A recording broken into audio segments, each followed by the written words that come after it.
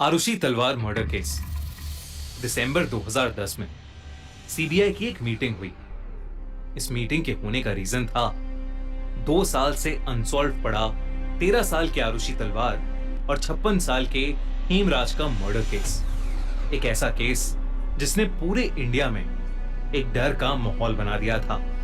कुछ महीनों तक सारे न्यूज चैनल्स पर बस इसी केस की बात होती थी। शायद ही इंडिया में कोई ऐसा इंसान होगा जिसने आरुषि तलवार मर्डर केस का नाम नहीं सुना। एजी कौल, जो इस केस के लेटेस्ट इन्वेस्टिगेटिंग टीम को लीड कर रहे थे, उन्होंने मीटिंग में मौजूद बाकी ऑफिसर्स के साथ अपनी इन्वेस्टिगेशन के रिजल्ट शेयर किए। उनकी इन्वेस्टिगेशन के हिसाब से मर्डरर और कोई नहीं बल्कि आरुषि के पिता राजेश तलवार ही थे। उनके हिसाब से 15 मई 2008 की रात को राजेश ने अपनी बेटी और घर के नौकर हेमराज को आरुषि के कमरे में एक ऑब्जेक्शनेबल पोजीशन में देख लिया, जिसके बाद राजेश गुस्से से पागल हो गए। उन्होंने लिविंग रूम में पड़े हुए अपने गोल्फ सेट से एक गोल्फ क्लब निकाला और आरुषि के कमरे में घुसकर हेमराज के सर पर उस गोल्फ क्लब से जोर जोर से मारने लगे। इसी मुठभेड़ में वो गोल्फ क्लब गलती से आरुषि के सर पर भी लग गया। इतने में ही उनकी बीवी नुपुर, जो साइड वाले रूम में सो रही थी, वो उठकर आरुषि के रूम में आ गई और उन्होंने देखा कि हेमराज की लाश बिस्तर के एक साइड पड़ी हुई थी और एक सर्जिकल ब्लेड से राजेश आरुषि का गला काट रहे थे। नुपुर ये देखकर शॉक में आ गई, लेकिन जब राजेश ने उन्हें पूरी बात बताई तो नुपुर भी राजेश का साथ देने लगी। दोनों उसके बाद क्राइम सीन कवर करने में लग गए। सारे फिंगरप्रिंट्स को मिटाकर उस सर्जिकल ब्लेड को डिस्पोज कर दिया गया। इन्वेस्टिगेटिंग ऑफिसर के मुताबिक राजेश ने उसके बाद बैठकर विस्की भी पी।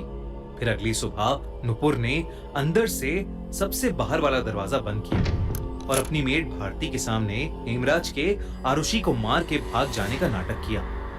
एजी कॉल के हिसाब से उन दोनों ने बहुत प्लानिंग की थी, पर उन्हें ये नहीं एक्सपेक्टेड था कि छत पर राजेश ने जो हेमराज की लाश कूलर की ग्रिल के नीचे छुपाई थी वो पुलिस को मिल जाएगी। एजी कॉल के हिसाब से राजेश एक बेरहम खूनी था और वो इस केस में उसके अगेंस्ट चार्जशीट फाइल करना चाहते थे, लेकिन वहां प्रेजेंट सीबीआई के मेंबर्स और अरुण कुमार ने उनको वो चार्जशीट फाइल करने से रोक दिया। सीबीआई मेंबर्स की उनको रोकने की वजह थी लैक ऑफ एविडेंस, क्योंकि राजेश और नुपुर तलवार के लाई डिटेक्टर और नार्को टेस्ट में ऐसा कुछ नहीं मिला था जो उन्हें सस्पेक्ट बना सके। ना ही उस गोल्फ क्लब पर ब्लड के ट्रेसेस थे और ना ही उन दोनों के किसी भी सस्पिशियस चीज पर फिंगरप्रिंट्स थे। पर अरुण कुमार की एजी कॉल को रोकने की वजह कुछ और थी। उनके हिसाब से खूनी कोई और था। अरुण कुमार वो ऑफिसर थे जो एजी कॉल से पहले इस केस को इन्वेस्टिगेट कर रहे थे। अरुण कुमार को एक केस 31 मई 2008 को पुलिस के ओरिजिनल इन्वेस्टिगेशन के बाद हैंडओवर किया गया था, ताकि सीबीआई पुलिस की थ्योरीज को कंफर्म कर सके। जब अरुण कुमार को एक केस मिला था तब पुलिस ने राजेश तलवार को ऑलरेडी अरेस्ट कर लिया था, क्योंकि उनके हिसाब से मर्डरर वही थे। पुलिस की थ्योरी भी एजी कॉल से मिलती जुलती थी, बस उसमें डिफरेंस ये था कि पुलिस के हिसाब से राजेश तलवार ने उन दोनों को उस रात एक ऑब्जेक्शनेबल पोजीशन में देखने के बाद हेमराज को वहीं गोल्फ क्लब से मारना शुरू नहीं करा था, बल्कि वो हेमराज को छत पर ये कहकर ले गए थे कि वो उससे कुछ बात करना चाहते हैं। छत पर ले जाकर उन्होंने हेमराज को एक हैवी ऑब्जेक्ट से मारकर बेहोश कर दिया, जिसके बाद उन्होंने एक शार्प ऑब्जेक्ट से उसका गला काट दिया। फिर उन्होंने नीचे आकर विस्की पी और शराब के नशे में गुस्से से पागल होकर अपनी बेटी आरुषि के कमरे में जाकर एक शार्प एज्ड वेपन से उसका भी गला काट दिया। और अगली सुबह एविडेंस टैंपर करने के लिए उन्होंने मर्डर के इमीडिएटली बाद पुलिस को बुलाने के बजाय अपने नेबर्स को जमा कर लिया, ताकि उनके घर में ढेर सारे फुटप्रिंट्स और फिंगरप्रिंट्स आ जाएं। अरुण कुमार ने पुलिस की थ्योरीज को रिकन्फर्म करने के लिए सबसे पहले नुपुर और राजेश पर लाई डिटेक्टर और नार्को टेस्ट किए, जिसमें उनके खूनी होने का कोई सबूत नहीं मिला। एक बड़ा सवाल था कि उनके घर के अंदर आकर कोई उनकी बेटी का गला काट गया और उन्हें पता ही नहीं चला। ये कैसे पॉसिबल था? राजेश और नुपुर ने इस पर यह कहा कि उनके कमरे में एसी खराब होने की वजह से बहुत शोर करता था, इसलिए उन्हें कमरे से बाहर कुछ सुनाई नहीं देता था। इसके बाद उनके रूम का साउंड टेस्ट किया गया, जिसमें यह निकला कि खराब एसी की वजह से उनके कमरे में कोई भी आवाज नहीं आती थी। फिर अरुण कुमार ने री इन्वेस्टिगेट करते हुए हेमराज के कमरे की फोटोज देखी, जिसमें उन्हें गड्ढे पर डिप्रेशन वाले 3 पॉइंट्स दिखे। उनकी टीम ने फिर कृष्णा, राजकुमार और शंभू मंडल को हिरासत में लेकर उन पर साइकोलॉजिकल टेस्ट्स और नार्को टेस्ट करवाए, क्योंकि कृष्णा जो राजेश तलवार की क्लिनिक में काम करता था वही था जिसने पुलिस को हेमराज और आरुषि के रिश्ते और राजेश के एक्स्ट्रा मैरिटल अफेयर के बारे में बताया था।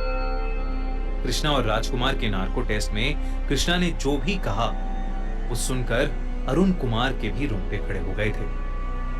कृष्णा ने एडमिट किया कि हेमराज का नेपाल में नया घर बना था, जिसकी खुशी में उस रात वो लोग उसके कमरे में पार्टी कर रहे थे।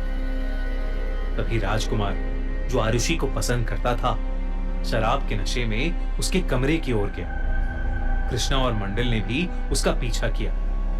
फिर राजकुमार ने आरुषि के कमरे में घुसकर उसके साथ जबरदस्ती करने की कोशिश की, और इससे पहले आरुषि चिल्ला पाती, कृष्णा ने उसके सर पर खुखरी चाकू से मारा और फिर उसी खुखरी से उसका गला काट दिया।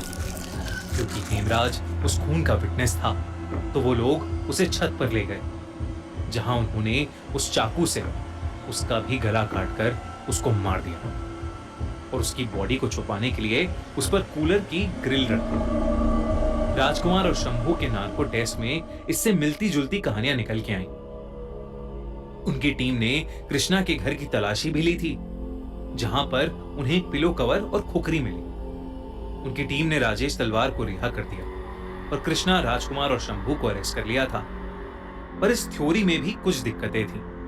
पहले की नार्को टेस्ट कोर्ट में एडमिसिबल नहीं होते थे, इसलिए कृष्णा और राजकुमार के कन्फेशन को कॉन्क्रीट प्रूफ कंसिडर नहीं किया जा सकता था। दूसरा, कृष्णा की फैमिली ने कहा कि वो मर्डर के टाइम अपने कमरे में ही था। यही बात राजकुमार के एम्प्लॉयर और शंभू मंडल के एम्प्लॉयर्स ने भी उन दोनों के लिए कही। तीसरा, जो खुखरी चाकू कृष्णा के रूम से मिली थी, उस पर ह्यूमन ब्लड के कोई ट्रेसेस नहीं थे। जब अरुण कुमार ने चार्जशीट फाइल करने की कोशिश की, तो उनकी चार्जशीट भी इस बेसिस पर रिजेक्ट हो गई कि उन्होंने इंफॉर्मेशन सही तरीकों से नहीं निकाली थी, और उन पर शंभू मंडल को मारपीट के फोर्स करके बातें निकलवाने का आरोप भी लगा। क्योंकि दोनों ही टीम की इन्वेस्टिगेशन और थ्योरीज को प्रूफ करने के लिए सीबीआई मेंबर्स के पास कोई कॉन्क्रीट प्रूफ नहीं था, तो कॉमन कंसेंसस से सीबीआई की उस मीटिंग में चार्जशीट की बजाय क्लोजर रिपोर्ट फाइल करने का डिसीजन लिया गया। 9 फरवरी 2011 को मजिस्ट्रेट प्रीति सिंह ने सीबीआई की क्लोजर रिपोर्ट को चार्जशीट में कन्वर्ट कर दिया और राजेश और नुपुर को फिर से समन किया गया। राजेश और नुपुर ने इलाहाबाद हाई कोर्ट और सुप्रीम कोर्ट में इस डिसीजन के अगेंस्ट पिटीशन फाइल की, जो दोनों कोर्ट्स में रिजेक्ट कर दी गई। 11 मई 2013 को राजेश और नुपुर का ट्रायल शुरू हुआ और 25 नवंबर 2013 को एक स्पेशल सीबीआई कोर्ट ने उन दोनों को आरुषि और हेमराज के मर्डर में गिल्टी करार दिया और उनको murder, destruction of evidence, misleading the probe और फाइलिंग अ रॉन्ग एफआईआर के लिए कन्विक्ट करके 26 नवंबर को उन्हें लाइफ सेंटेंस यानी उम्र कैद की सजा सुनाई गई। लेकिन जनवरी 2014 में राजेश और नुपुर ने इस डिसीजन को इलाहाबाद हाई कोर्ट में चैलेंज किया और 12 अक्टूबर 2017 में हाई कोर्ट ने लैक ऑफ एविडेंस की वजह से उन्हें सारे चार्जेस से फ्री कर दिया। ये एक ऐसा केस बन गया जिसे कोई सॉल्व नहीं कर पाया और आरुषि और हेमराज को आज तक जस्टिस नहीं मिली।